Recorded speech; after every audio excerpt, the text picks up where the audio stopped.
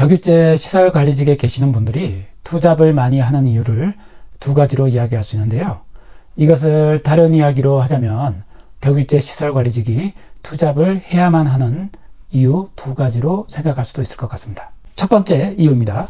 뻔한 이유가 되겠지만 바로 부족한 월급입니다. 이것은 절대적인 금액 부분과 상대적인 금액 두 가지 모델로 볼 수 있습니다. 먼저 절대적인 금액 부분으로 이야기하자면 요즘 10,000원짜리 한 장으로 솔직히 할 수 있는 것이 별로 없을 만큼 물가가 많이 오른 상태죠.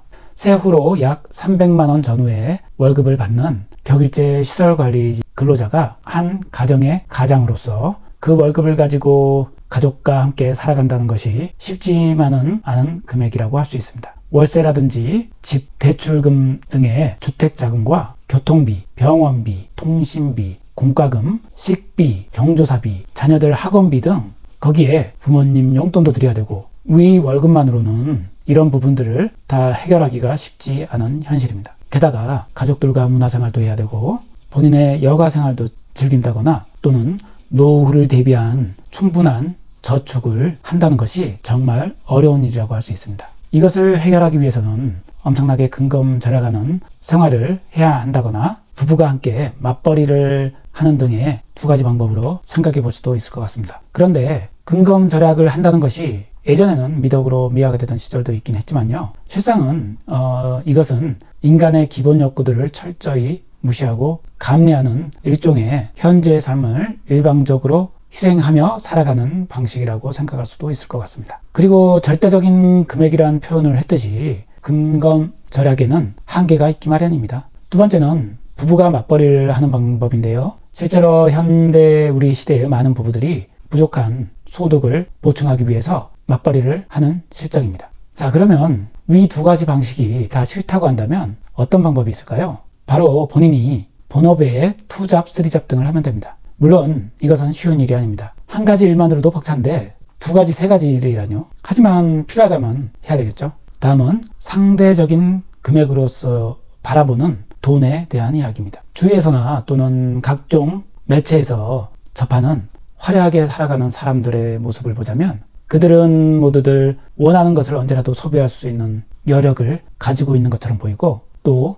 항상 행복함을 느끼며 살아가고 있는 것 같이 보입니다. 그런 모습을 볼 때면 부러워하는 마음이 생기기 마련이죠. 우리는 일반적으로 여러 가지 이유로 남들이 자신보다 더 행복하다고 느끼며 또 그렇게 생각하고 있습니다. 그 부러워하는 대상 중에 한 가지가 바로 부유함인데요. 그런 부유한 사람들 틈바구니 속에서 자신을 투영해서 바라보자면 한없이 자신이 초라하게 느껴질지도 모릅니다. 모두가 함께 못 살던 시대에는 누구도 자신을 불행하다고 생각하진 않았지만 현대처럼 빈부격차가 심해진 사회에서는 자신이 가지고 있는 것이 남들보다 부족하다고 느끼는 순간 자신은 불행하다고 생각을 합니다. 그래서 사람들은 다른 사람들처럼 부자가 되고 싶다는 생각에 때론 불법적인 일들, 또 때로는 탈법적인 일들도 하기도 하며 어떻게 해서든 돈을 한 푼이라도 더 벌기 위해 악착같이 노력하며 살아갑니다. 남들이 할 수 있는 것, 또 남들이 소유하고 있는 것들을 똑같이 얻는다면 본인도 더 행복해질 거라고 생각을 하기 때문입니다. 그런데 그것이 진정 행복으로 가는 길이 맞는지는 잘 모르겠습니다. 세계적인 투자자 워렌 버핏을 들어보셨죠? 워렌 버핏의 영원한 돈번자이자 파트너인 찰리 먼거의 말 맞다나 세상을 움직이는 것은 탐욕이 아니라 어쩌면 시기심일지도 모릅니다. 한편으로 찰리 먼거는 행복하게 사는 비결에 대해서 묻는 말에 대해 이런 대답을 한 적이 있었는데요. 현실적인 기대를 가지는 것, 즉 낮은 기대치를 유지하는 거라고요. 삶에 대해 터무니없는 기대를 갖는다는 것은 우리 속 벽에 날개를 부딪히며 탈출하려다 스스로를 해치는 새와 다를 바가 없다라고 표현합니다. 합리적인 기대를 가지고 삶에서 일어나는 좋은 일과 나쁜 일을 그저 담담하게 받아들이는 태도가 중요하고 필요하다고 이야기합니다. 물론 여기서 찰리 먼거가 이야기하는 행복의 비결이 그것이 금전적인 부분만을 이야기하는 것은 아닙니다. 역설적으로 생각하는 것을 즐겨하던 찰리 먼거는 불행을 보장하는 방법에 대해서 이렇게 이야기합니다. 첫째, 남들에게 믿지 못할 사람이 되고 약속을 지키지 말라. 둘째, 남들에게 배우지 말고 오직 자신의 생각대로 고집을 부려라. 셋째, 실패할 때마다 그냥 좌절하고 그 자리에서 주저앉아라. 위 세 가지를 확실히 한다면 반드시 불행해질 거라고 이야기합니다. 역설적으로 생각하면 위 세 가지를 반대로 행한다면 반드시 행복해진다고 이야기하는 것과 같습니다. 하지만 여기 어디에서도 금전적인 부분에 대해서 언급하는 부분은 없습니다. 그만큼 행복과 돈의 상관관계가 중요치 않다고 생각한 모양입니다. 물론 객관적으로 성공했고 인정받고 평가받는 특정한 인물이 이런 생각을 가지고 있다고 하더라도 그것은 우리들의 생각과 같다고 할 수는 없겠죠. 그저 그는 타인일 뿐이니까요. 그렇지만 실제로 돈과 행복에 관한 상관관계를 연구한 결과가 있기도 한데요. 2010년 미국 프린스턴 대학교 연구소에서 연소득이 약 1억 원까지 증가할수록 사람의 행복도가 계속 상승하지만 그 이상부터는 행복도가 크게 증가하지 않는다는 결과를 발표했습니다. 기본적인 경제적 필요가 충족된 이후에는 추가적인 부가 행복에 미치는 영향이 미미하다고 합니다. 이와 비슷한 연구 사례가 또 있는데요.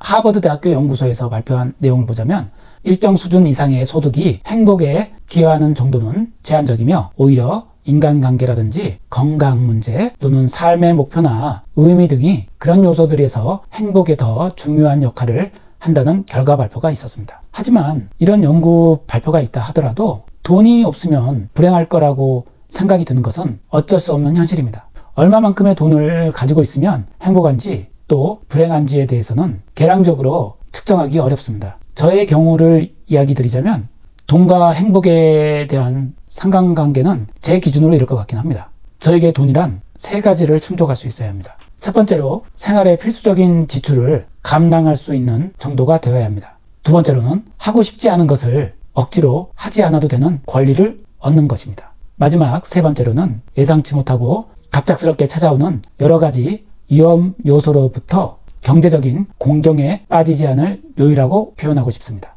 예를 들어 전 아파트 시설관리직을 그다지 좋아하고 있지 않습니다. 경제적인 여유만 된다면 당장 그만두고 싶은 마음입니다. 그럼에도 불구하고 20년 가까이 이 일을 해오고 있는데요. 누구도 저에게 아파트 시설관리를 하라고 강요한 사람은 없었음에도 불구하고 말이죠. 그것은 돈을 벌어야만 기본적인 생활을 유지할 수 있으며 갑작스러운 상황을 대비할 수 있는데요. 마땅히 제가 시설관리를 함으로써 얻을 수 있는 그 돈만큼 다른 곳에서도 똑같이 얻을 수 있을 거라는 확신, 그러니까 자신이 없기 때문입니다. 그래서 현재도 이 일을 계속할 수밖에 없는데요. 그래서 언젠가는 시설관리 등 또 다른 직장을 포함해서 그리고 생활의 전반적인 패턴 등 제가 하고 싶지 않은 일들에 대해서 더 이상 하지 않아도 되는 그날까지 전 돈을 계속 벌어야만 할 것 같습니다. 그리고 이제 시설관리직에서 투잡을 해야 하는 두 번째 이유에 대해서 이야기해 보겠습니다. 두 번째 이야기는 바로 넘쳐나는 시간입니다. 격일제 근로자의 경우 일반 직장인에 비하면 하루 24시간을 더 보너스로 받게 되는데요. 하루 근무를 하고 나서 다음날 퇴근하게 되면 하루 24시간을 온전히 사용할 수 있는 시간을 얻을 수 있다는 것입니다. 물론 남들이 쉬는 공휴일에는 쉬지 못하겠지만요. 연간 365일 중에 그 절반인 182.5일이나 되는 시간을 휴일로서 쉴 수가 있습니다. 대단하지 않으신가요? 이것을 시간으로 환산해보면 약 4,380시간입니다.